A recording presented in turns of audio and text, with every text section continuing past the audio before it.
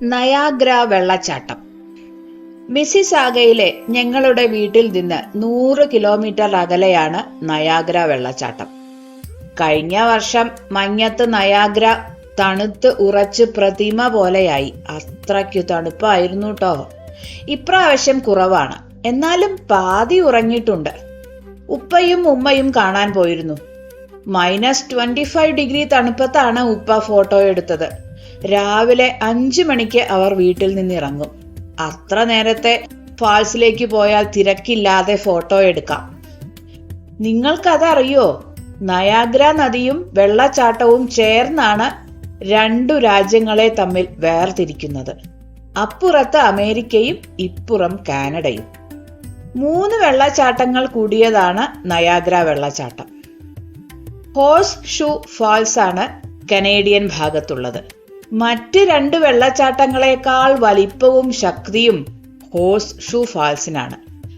2 ഭാഗവും കണ്ടവർ പറഞ്ഞതാ, ഞങ്ങൾ അങ്ങോട്ട് പോയിട്ടില്ല. കാനഡയിൽ എവിടെ നോക്കിയാലും വെള്ളമാണ്. ഏറ്റവും അധികം ശുദ്ധജല തടാകങ്ങൾ ഉള്ളത് ഇവിടെയല്ലേ? പേരുള്ളതും പേരില്ലാത്തതുമായി കുറേയുണ്ട്. നയാഗ്രയും അതിലൊന്നാണ്.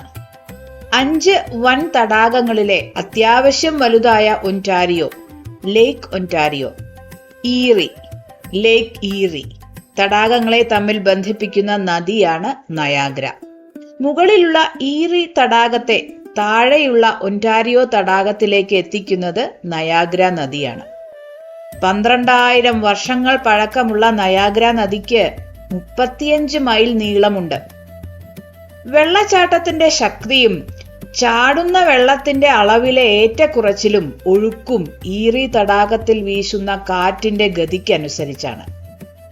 നല്ല കാറ്റുള്ള ദിവസമാണെങ്കിൽ നമ്മൾ ആകെ നനയും.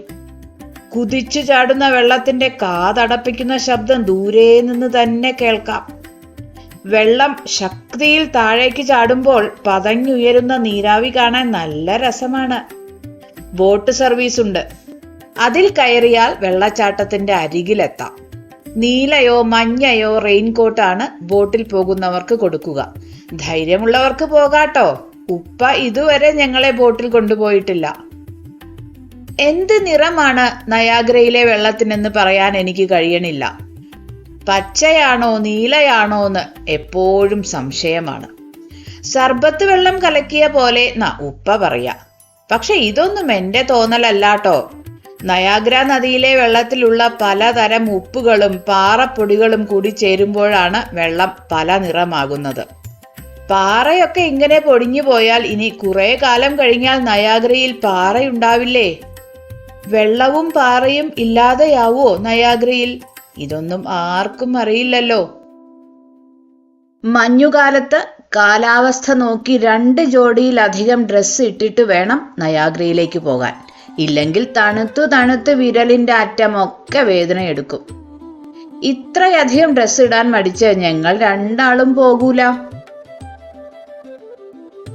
റെയിൻബോ ബ്രിഡ്ജ് കടന്നാൽ അമേരിക്കയിലെ നയാഗ്ര ഫാൾസിലെത്താം. ആ പാലത്തിന് മുകളിൽ എപ്പോഴും മഴവില്ല് കാണും. അതായിരിക്കും പാലത്തിന് മഴവിൽ പാലം എന്ന് പേരിട്ടത്. ഒരു പാലമിട്ടാൽ അങ്ങോട്ടും ഇങ്ങോട്ടും എന്ന ചൊല്ലൊക്കെ തെറ്റിക്കുന്നവരുണ്ട്. അവരാണ് ഈ ഡെയർ ഡെവിൾസ്. 3 വർഷം മുന്നേ ഒരാൾ അമേരിക്കയിൽ നിന്ന് നയാഗ്ര ഫാൾസിന് മുകളിലൂടെ കയറിൽ നടന്ന് കാനഡയിലെത്തി. അയാളുടെ മുത്തച്ഛൻ ഇതുപോലെ നടന്നു. പക്ഷെ വെള്ളത്തിലേക്ക് വീണു. രക്ഷപ്പെടുത്താൻ കഴിഞ്ഞില്ല. 20 കൊല്ലം കാത്തിരുന്നിട്ടാണ് ഈ കസർത്തിന് 2 രാജ്യങ്ങളും അനുമതി കൊടുത്തത്. അമേരിക്കക്കാരനായ നിക്കാണ് കയറിലൂടെ നടന്നെത്തിയത്. നിക്ക് സുരക്ഷിതമായി കാനഡയിൽ എത്തുന്നതുവരെ അമേരിക്കയിലെയും കാനഡയിലെയും കോസ്റ്റ് ഗാർഡുകൾ ഉറങ്ങിയിട്ടുണ്ടാവില്ല. അവരെ പോലെ എൻ്റെ ഉമ്മയും. അമേരിക്കക്കാരൻ കയറിൽ നടന്ന് ഇക്കരെ എത്തിയപ്പോൾ കാനഡയിലുള്ള വില്ലും സാറയും ഫെബ്രുവരിയിൽ തണുത്തുറഞ്ഞുപോയ ഫാൾസിൽ പിടിച്ചു കയറി അക്കരെ കടന്നു. ഐസ് മല കൊത്തി അങ്ങനെ കയറി പോവുക. വെള്ളച്ചാട്ടത്തിലെ കാറ്റ് മുഖത്ത് വീശിയപ്പോൾ കാഴ്ച മങ്ങി കുറച്ച് ബുദ്ധിമുട്ടുണ്ടായത്രേ വില്ലിനും സാറയ്ക്കും.